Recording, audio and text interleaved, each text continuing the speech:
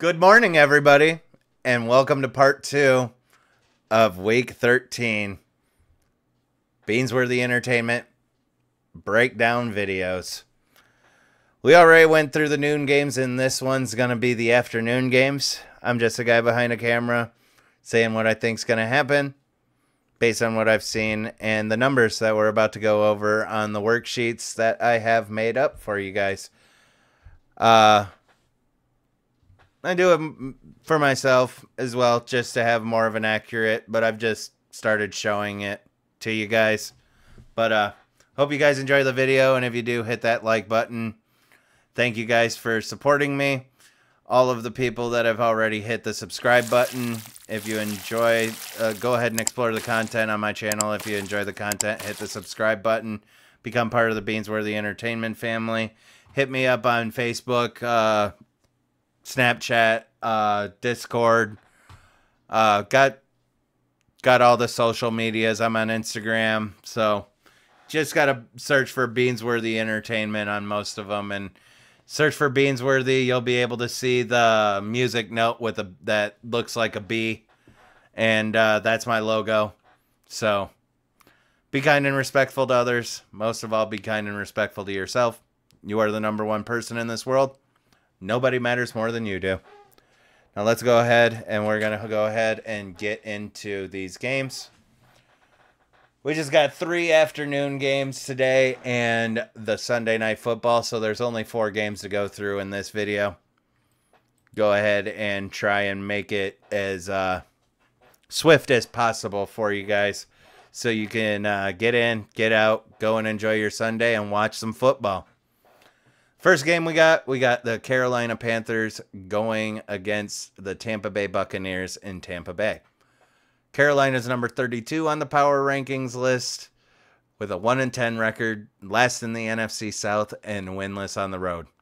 Tampa Bay's number 24 on the NFL.com power rankings list with a 4-7 record. They are 3rd in the NFC South and 2-3 at home.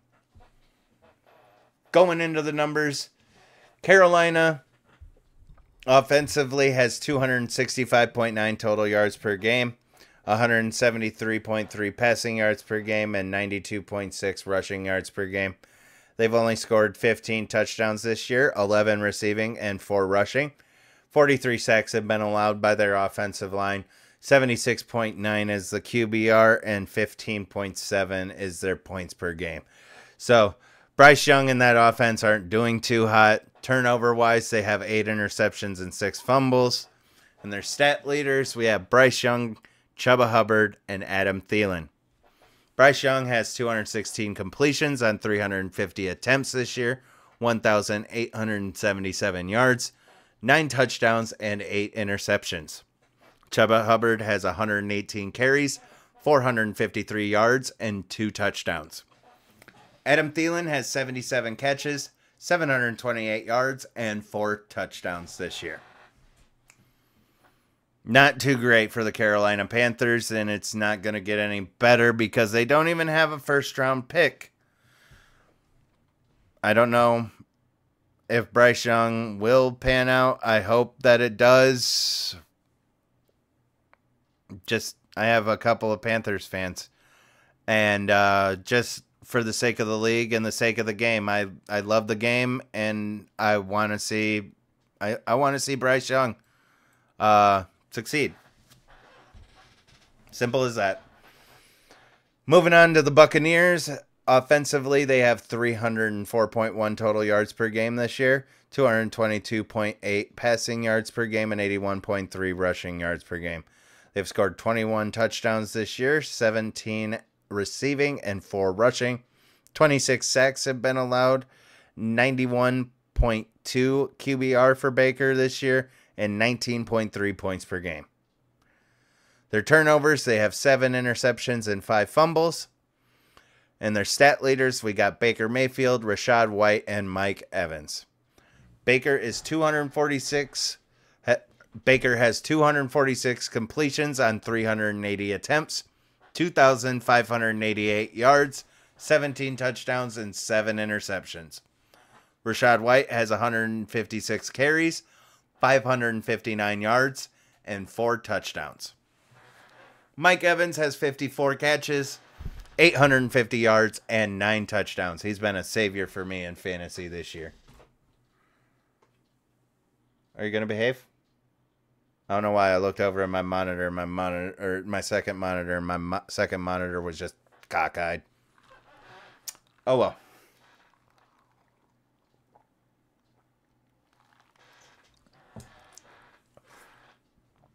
Between these two, I'm going to pick the Buccaneers. I'm sad that we got rid of Baker Mayfield. I wish that we would have stuck with him. Probably would have been better off this season. But we're already there, and it's already happened. But yeah, picking the Baker Mayfield Tampa Bay Buccaneers as the better offense in this matchup. Defensively, the Panthers, they've allowed 304.5 total yards per game this season, 179.6 passing yards per game, and 124.9 rushing yards per game. They have allowed 31 touchdowns this year, 13 receiving and 18 rushing. 26.5 points per game have been allowed and 90.9 QBR allowed. Only 18 sacks, and their turnover differential is -7 because they only got 5 interceptions and 2 fumbles on defense. 2 of those interceptions, though, have been pick sixes. So, a little bit of light in the darkness. But still, overall, yards are good, but they're letting people score. Can't be having that. I will stick by the yards as long as they're not fucking up, letting them score that bad. That 30th in the league for points per game, that's bad. Over on the Buccaneers side for defense, they allow 363.7 total yards per game, 267.8 passing yards per game, and 95.9 rushing yards per game. They've allowed 23 touchdowns this year, 16 receiving, and 7 rushing. 20.6 points per game allowed, 94 quarterback rating allowed, and 31 sacks. Turnover-wise, they have a +5 turnover differential with 9 interceptions and 8 fumbles on defense, and one of those interceptions has been returned for a touchdown. So, guess I'm going to go with, even though the yardage is not what I would like it to be, they're definitely 13th in the league with only 20.6 points per game allowed. So, overall, I'm just going with the Buccaneers on this one. Panthers kicker is 18 for 21 on field goals, 15 for 16 on extra points, 6.3 points per game for him, and 1 punt return for the touchdown for the Panthers special teams unit. Buccaneers, their kicker is 19 for 21 on field goals and 19 for 19 on extra points. He's got 6.9 points per game. No, nothing special there for them. Both these teams have opponents that overall the records are above 500. So, pretty difficult situations for both of these teams. Buccaneers have ended up being on the winning side of a lot more than the Panthers, obviously. But both these teams still have losing records. I don't know if the Buccaneers have any chance. The Panthers are definitely out of the question for the playoffs. Looking forward to next year without a first-round pick. ESPN has the Buccaneers favored, and so does Vegas by 5 points. The over-under is 36.5. Injury-wise, Yetur Gross-Matos and Jeremy Chin are on IR. Von Bell is ruled out, and J.C. Horn and Marquise Haynes Sr. are questionable. The Buccaneers, we got Mike Green that's on IR, Servokia Dennis that is doubtful, Jamel Dean, Devin White, and Levante David are ruled out this afternoon. So with that, I agree with the Buccaneers. That over-under seems a little bit low, honestly, but both of these teams are low when it comes to points per game. So yeah, with that taken into effect,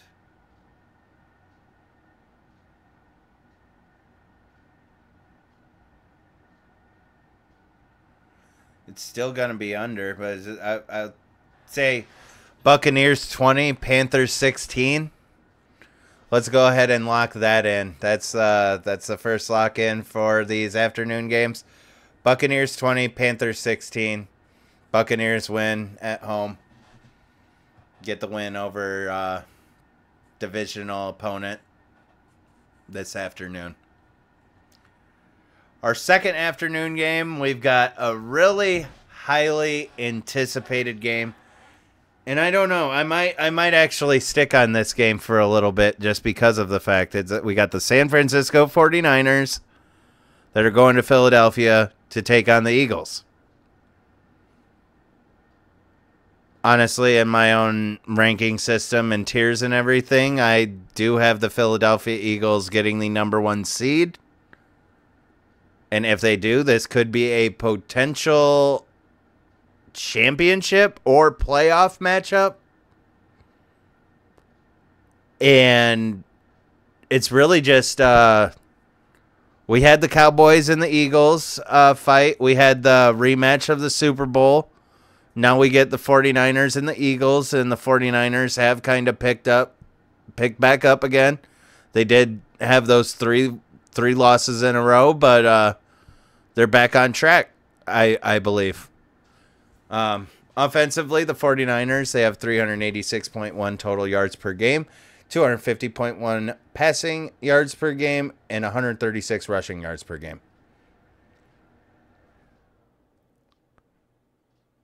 They've scored 37 touchdowns. That's interesting.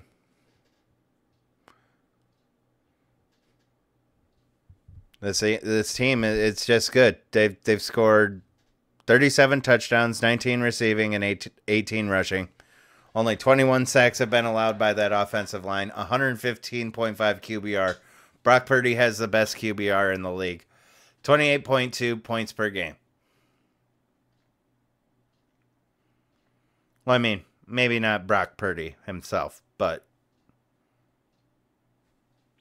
I mean, it says it's got it on it's got it listed on the stat sheet that the Niners have the best QBR. So, and I also know that Shanahan likes to have other people play around with the ball, so that could be it. Let me actually do that. Like I said, I might stick on this for a while.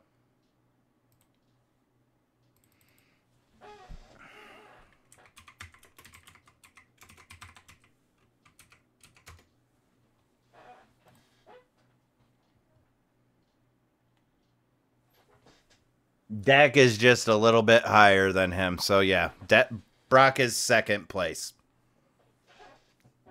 Dak has been balling. And I kind of like to see it. I talk shit for a little bit, and all of a sudden he's just playing balls to the wall. Probably the best football that I've seen Dak Prescott ever play. But we're talking about this game. Back to the 49ers. Turnover-wise, they have 6 interceptions and 4 fumbles. Stat leaders, we got Brock Purdy, CMC, Brandon Ayuk. Purdy has 214 completions on 305 attempts, 2,871 yards, 19 touchdowns, and 6 interceptions. CMC has 193 carries, 939 yards, and 11 touchdowns. Brandon Ayuk has 45 catches, 881 yards, and 5 touchdowns this year. Let's go over to the Eagles side now. And their offense, they have 364.3 total yards per game, 231 passing yards per game, and 133.3 rushing yards per game. They're also up there. They've got 35 touchdowns this year, 18 receiving and 17 rushing. 29 sacks have been allowed, though, by their offensive line. So, 94.9 QBR and 28.2 points per game. Both of these two teams are tied. I remember that too now as I was making these sheets. Both of these teams are tied for points per game.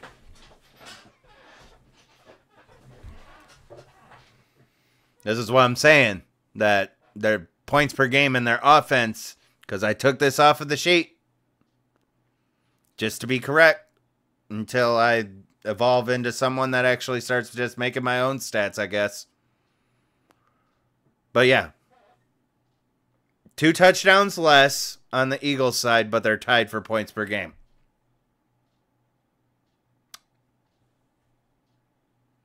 Kicker? Only 0.2 points per game higher. What's the fucking math, bro?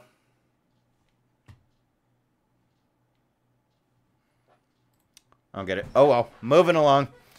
The Eagles, turnover-wise, have 10 interceptions and 6 fumbles. Jalen Hurts, DeAndre Swift, and A.J. Brown are the Eagles' stat leaders. And Hurts has 242 completions on 358 attempts, 2,697 yards, 18 touchdowns, and 10 interceptions. DeAndre Swift has 161 carries, 770 yards, and 4 touchdowns. A.J. Brown has 73 catches, 1,050 yards, and 7 touchdowns. So, I'm picking the 49ers out of this one. It's the closest that you can get to that well-roundedness that I was talking about with the Miami Dolphins. Their receiving touchdowns, their rushing yards per game, passing yards per game might dip a little bit low, but no. I'm giving it to the 49ers. They have the better offense by the numbers. Plain and simple. But let's go on to the defense. And the defense for the 49ers, they allow 295.3 total yards per game, 213.3 passing yards per game, and 82 rushing yards per game. They have allowed 16 touchdowns this year, 11 receiving and 5 rushing. 15.5 points per game have been allowed by the 49ers. That is the best in the league. 77.1 QBR allowed, 4th in the league, and 33 sacks. Their turnover differential is one of the league's best at plus 11. They're tied with the Bengals, I think. But on defense, the 49ers have 15 interceptions and 6 fumbles, but none of them have been turned into touchdowns. Defensively, they haven't been turned into touchdowns. I bet a lot of those have been the reason why they've got so many touchdowns on offense. Going over to the Eagles side, the Eagles allow 341 total yards per game. They allow 255.7 passing yards per game and 85.3 rushing yards per game. They have allowed 28 touchdowns this year, 23 receiving and 5 rushing. 22.4 points per game have been allowed and 94.8 QBR allowed by the Eagles defense. They do have 32 sacks though, but the turnover differential is -2 with only 6 interceptions and 8 fumbles on defense. One of those interceptions has been a pick 6, and they also have a safety on defense. Still going to go with the 49ers though on this one. And it's scary. The 49ers might run away with this, but I kind of just still want to because literally Vegas was on the Eagles side to start. You can see this down here at the bottom. The open, that positive number, the 49ers were on the other side of the fence. Now the 49ers are favored in Vegas and on ESPN. But kind of have a gut feeling that it's just this gritty-ass Eagles team, and that's just their MO. That's the Eagles in a nutshell, and kind of love to see it. Moving along, kickers-wise, 49ers kicker 17 for 20 on field goals, 37 for 7 37 for 37 on extra points. 8 points per game for him. And then over on the Eagles side, Jake Elliott is 19 for 21 on field goals, 33 for 34 on extra points. He has 8.2 points per game. Oh, going over here and looking at the overall opponents' records. 49ers and the Eagles, got to give it to them. They've had significant opponents, and they've gotten the job done. 49ers had that 3-game slide. Kind of questionable how they lost to the Vikings and Bengals. I'm understanding that the Browns technically should have lost that game with that field goal, but the guy missed it. So the Browns got lucky with one there. But I thought that they'd bounce back.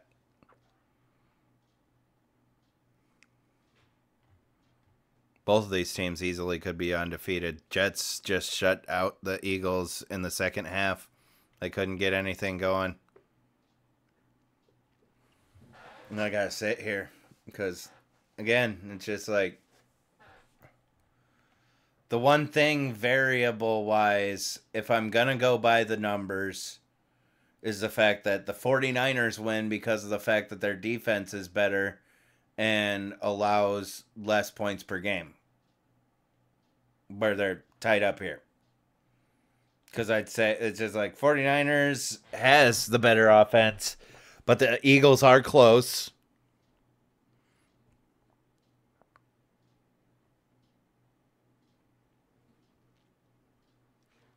In certain areas.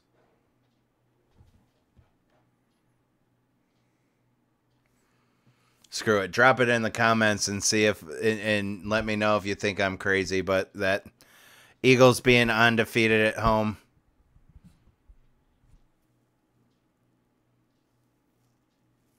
I don't even know if I did that. Yeah, 49ers, they rank number 3 on the power rankings list, 8-3 record, first in the NFC West, 4-2 on the road. Eagles, number 1 on the power rankings list, 10-1 record, undefeated at home and first in the NFC East. Yeah, I'm going to go with the Eagles. They're going to stay undefeated at home. They're going to grit through it. They're going to find a way. What the fuck the score is going to be is completely going to be throwing out a dart in the dark. Let's go ahead and go 36 Eagles, 27 49ers.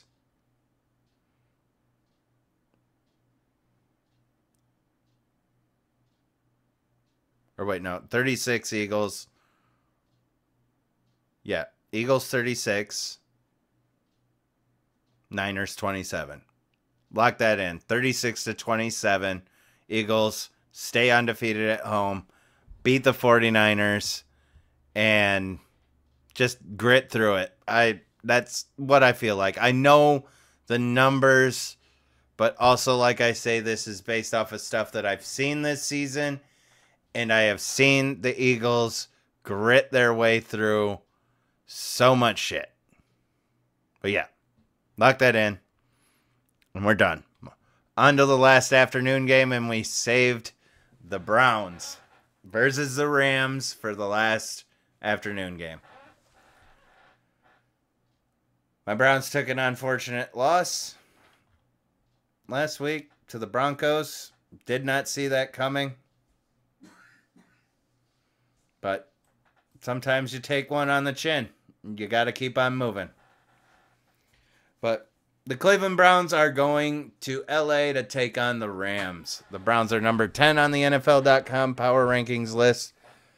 They have a 7-4 record, 3rd in the AFC North, and 2-3 on the road. The LA Rams, they are number 22 on the power rankings list with a 5-6 record. They are 3rd in the NFC West and 2-3 at home. Joe Flacco will be the one that is starting. It is not looking good for DTR I don't think that he's going to be cleared unless something comes up and everything. So my mind's is just set. Joe Flacco's on the Browns. Who would have thought that that was going to be on a fucking 2023 bingo card? But here we are. Getting into the numbers, the Browns on offense, they have 320.6 total yards per game, 181.2 passing yards per game, and 139.5 rushing yards per game. So they're third in the league in rushing yards per game, and then the rest is just kind of bad. They've scored 20 touchdowns this season, 33 sacks have been allowed, 9 receiving touchdowns, and 11 rushing touchdowns, by the way. 65.8 QBR, which is worst in the league with all the quarterbacks that have been in there, and 21.7 points per game. At least that's middle of the road. But again, factored into that, I believe, is the defensive touchdowns and just all of the other exterior stuff. Because 11 games and only 20 touchdowns, and somehow there's 21.7 points per game. Math ain't mathin'. Turnover-wise, the Browns have 13 interceptions and 10 fumbles. They might actually be the top of the league for the highest turnovers. Joe Flacco still doesn't have stats yet. And the stat leaders for the Browns, we got Jerome Ford and Amari Cooper. Jerome Ford has 145 carries, 628 yards, and 3 touchdowns. Amari Cooper has 47 catches, 765 yards, and 2 touchdowns. He did have a little bit of issues last week, but he should be back on the field. Moving over to the Rams offense. You got Matt Stafford, Kyren Williams, and the rookie sensation, Puka Nacua. But let's get into the numbers first. Their offense has 340.6 total yards per game this year, 226.6 passing yards per game, and 114 rushing yards per game. They have scored 24 touchdowns this year, 13 receiving, and 11 rushing. The offensive line has only allowed 22 sacks. Their QBR is 81.3, and they have 21.1 points per game. Turnover-wise, they have 10 interceptions and only 2 fumbles. So, pretty good ball security over there, but Matt Stafford's been throwing quite a few interceptions this year. Their stat leaders, like I said, Matt Stafford, Kyren Williams, and Puka Nacua. Stafford has 208 completions on 342 attempts, 2,489 yards, 13 touchdowns, and 9 interceptions. Kyren Williams has 113 carries, 599 yards, and 6 touchdowns. Puka has 73 catches, 924 yards, and 3 touchdowns. He's kind of cooled down a little bit, but he's still relevant in there. And there was just an absolute hype train with him. But even though I am a Browns fan, if we're going to pick these two offenses, and even with Matt Stafford's struggles, I don't know what Joe Flacco is going to do yet. So I'm going to go with the Rams. I'm going to go with the Rams on the offense. Better turnover wise, yardage, scoring. I know that the Browns are a little bit higher on points per game, but I'm talking in reference to the fact that the Rams have a couple more touchdowns on offense. Going into the defense, and Browns are arguably one of the best defenses in the league. The only thing that's different, the only thing that's lacking is rushing defense. But overall, the Browns defense has allowed 247.9 total yards per game, the best in the league. 142 passing yards per game, that is the best in the league as well. And 105.9 rushing yards per game, that is 12th in the league. They've allowed 22 touchdowns this year, 10 receiving and 12 rushing. That 10 receiving is tied for the best in the league. So, they're really good at defending the pass. And I feel like that's just... Zadarius Smith came in, and the help at the D-line just altogether has been great from watching watching my team play this year. I absolutely love it. But 19 points per game have been allowed, 73.2 quarterback rating allowed, and 34 sacks. So all those are top 10. Turnover-wise, the Browns have 9 interceptions and 7 fumbles on defense. One of the fumbles has been recovered for a touchdown, and one of the interceptions has been a pick six. Over there on the Rams side, they allow 331.2 total yards per game this year, 217.9 passing yards per game, and 113.3 rushing yards per game. They've allowed 22 touchdowns as well, 11 receiving and 11 rushing. But 21.3 points per game have been allowed. Again, I'm gonna ride the rest of the season out with this, but I am going to do my research and make sure that I have stuff ready for next year to be ready to go, because literally both teams have allowed 22 touchdowns. How the hell are their points per game different? Like okay, I shouldn't say how in the hell, like I don't get it at all. I get it. There's other variables that is added into ESPN, but for next year, I think I'm just gonna, okay, they've got these receiving, these rushing. I'm gonna start putting my own metrics and algorithms into this to have my own. But I don't know if that really is a route to go. Again, put your thoughts in the comments on what I should do with that. But yeah. 86.4 QBR has been allowed and 25 sacks for the Rams defense. They've got 5 interceptions and 4 fumbles. Turnover differential for the Browns is -7, and it is -3 for the Rams. Dustin Hopkins is 28 for 31 on field goals and 15 for 16 on extra points. He has 9 points per game this year. Over on the Rams side, 22 for 30 field goals and 18 for 20 on extra points. 7.6 points per game for the Rams kicker. Vegas has the Rams favored, and I kind of really don't blame them. They're at home. We are hurt. We're missing a lot of people. I feel like this is going to be another loss, and I just kind of hope that the Steelers lose as well. Shit. That's another thing too, is just look at that. We know now the team that has gone through the most shit. Seahawks, 49ers, Eagles, Steelers, Cowboys, Seahawks. Just Rams have the toughest schedule this year. 64 for 48 is the overall record for their opponents, while the Browns have 58 out of 55. 55. 58 wins and 55 losses. That's wild. That is crazy.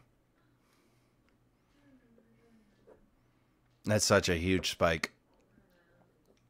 All right. ESPN's got the Rams favored. Over-unders at 40.5, and the Rams are favored by 4 points. Marquise Goodwin, Denzel Ward, and DTR are all out. Michael Woods is not eligible, and Nick Harris is questionable.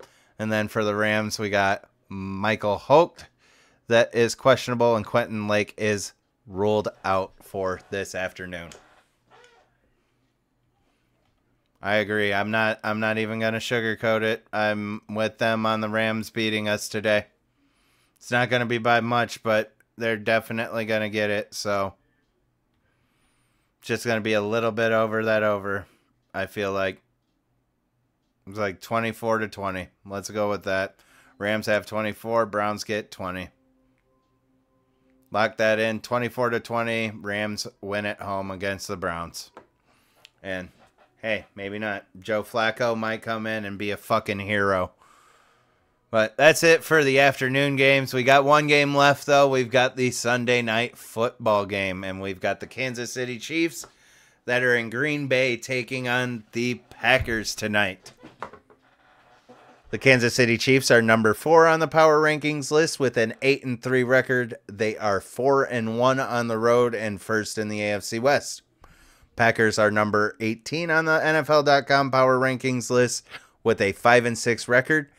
They are 3-2 at home and third in the NFC North. Kansas City on offense has 364.9 total yards per game, 258.5 passing yards per game, and 106.5 rushing yards per game. They have scored 27 touchdowns this year, 21 receiving, and 6 rushing touchdowns. Only 14 sacks have been allowed by the Chiefs' offensive line. That is the best in the league. And 93.9 QBR for Pat Mahomes and 23.3 points per game. Both of those are good. Turnovers definitely could use some work.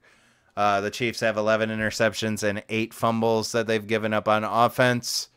But also, I know that there's been a lot of issues with receivers catching the ball. So, a lot of those interceptions, I'm not really going to say, oh, Pat Mahomes is bad because he's throwing interceptions. Actually watching it this year, just his receivers are not catching the ball. Tragic. But stat leaders for the Chiefs, we got Pat Mahomes, Isaiah Pacheco, and Travis Kelce. Pat Mahomes has 280 completions on 411 attempts, 2,917 yards, 21 touchdowns, and 9 interceptions. Pacheco has 158 carries, 669 yards, and 5 touchdowns. And Travis Kelce has 70 catches, 732 yards, and 5 touchdowns.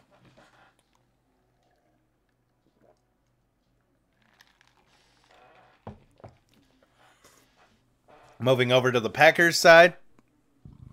The Packers on offense have 324.8 total yards per game, 222.1 passing yards per game, 102.7 rushing yards per game, and they have scored 25 touchdowns this year, 19 receiving and 6 rushing. So both these teams only have 6 rushing touchdowns. The Packers offensive line have only allowed 22 sacks, so that's kind of more middle of the road / better in the league. 87.6 QBR and 21 points per game. Turnover-wise, they're a little bit better than the Chiefs. They've got 10 interceptions and only 2 fumbles. And for their stat leaders, we got Jordan Love, A.J. Dillon, and Jayden Reed. Jordan Love has 225 completions on 372 attempts, 2,599 yards, 19 touchdowns, and 10 interceptions. A.J. Dillon has 131 carries, 448 yards, and only 1 touchdown this year. Jayden Reed has 36 catches, 497 yards, and 5 touchdowns this year. So, looking at the two of these, I know that the receivers are questionable and the turnovers might be a little alarming, but points per game and yardage-wise are all in the Chiefs' favor. Gonna pick the Chiefs' offense on this one, and kind of not surprising there at all. Going on to the defensive side, the Chiefs have allowed 290 total yards per game this year, 176.6 passing yards per game, and 113.4 rushing yards per game. They've only allowed 20 touchdowns, 13 receiving, and 7 rushing. And their points per game allowed is at 16.5, 84.6 QBR allowed, and 37 sacks. They're doing good in that department. The turnover differential, though, is -5 because they've only got 6 interceptions and 8 fumbles. Not really making up for all of the turnovers on the offense. But one of those fumbles have been recovered for a touchdown. Going over to the Packers, they allow 340.3 total yards per game this year, 205.1 passing, and 135.2 rushing. They've allowed 22 touchdowns this year, 12 receiving, and 10 rushing. and 20.4 points per game allowed and 89.3 QBR allowed. They have 26 sacks, which is 21st in the league, and the Packers' turnover differential is exactly even. They have 5 interceptions and 7 fumbles. So they exactly made up for those turnovers. They've got 1 fumble recovery for a touchdown and 1 pick six as well. Going down to the kickers.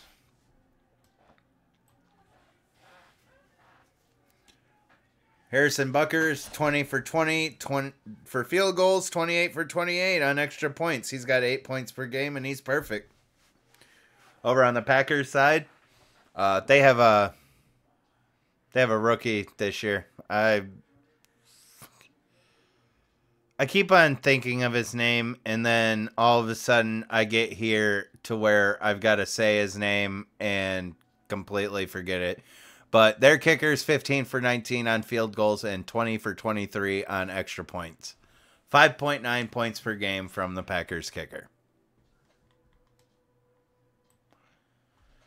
Going down here, Chiefs have had a pretty difficult schedule. And Packers, their schedule has been over 500 for their opponent's record. But the Chiefs arguably are there with all their stats, points per game. They're definitely up there with the better defenses and everything. And this is without a doubt the best defense that Chiefs fans have probably ever seen. Best Chief, in my opinion, best Chiefs defense that the organization has had in my time. And would like to know what you guys think. ESPN has the Chiefs favored heavily, and so does Vegas. The over-under is at 42.5, and the Chiefs are favored by 6 points. Injury-wise, Nick Bolton's on the IR, and Jerick McKinnon is questionable. Over on the Packers, we got Eric Stokes and Darnell Savage on the IR. Jair Alexander, Rudy Ford, and Devondre Campbell are all questionable. So we'll have to see throughout the day what's going to happen with them. We're at the beginning of Sunday, so I'm not really going to hold too much merit to future injuries, for lack of a better thing to say. But yeah, I'm gonna agree that the Chiefs take this one. 42.5 for the over. I think that hits that. I'm gonna give the Chiefs 31 points, and we'll go 17 for the Packers.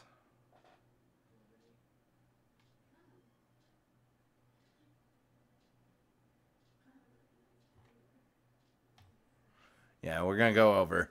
We're going to go 31 Chiefs, 17 Packers. Go ahead and lock that in. 31-17. Chiefs win on the road. Sunday Night Football against the Packers. We're going to go ahead and go back over here because that is it for Sunday Football. I hope that everybody enjoyed both of the videos. Hopefully you guys enjoy me doing this. I mean, this is... I'd eventually like to do it full time, but this is just a hobby of mine. I'm just doing this for fun and hoping that some people enjoy it. Hoping that a couple of people actually helps a couple of people out. Whether it be on like FanDuel or DraftKings or at your bar for your local pick'ems or fantasy football. Hopefully this information gets out there and hopefully you guys are enjoying it. I appreciate every single one of you that come in and watch these videos. Every single one of you that are part of the Beansworthy Entertainment family. And even if you're not, I still love and appreciate you. But if you do enjoy the content, hit the like button. Explore the other stuff. Hit the subscribe button and so you can stay up to date with content on my channel. It's going full force.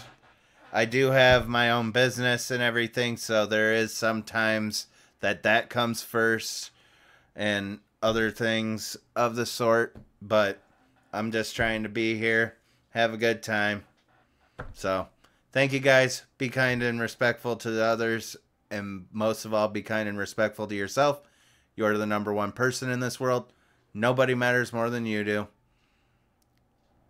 Again, yeah, I know that I say it all the time. Thank you guys. Take care of each other. Don't give up.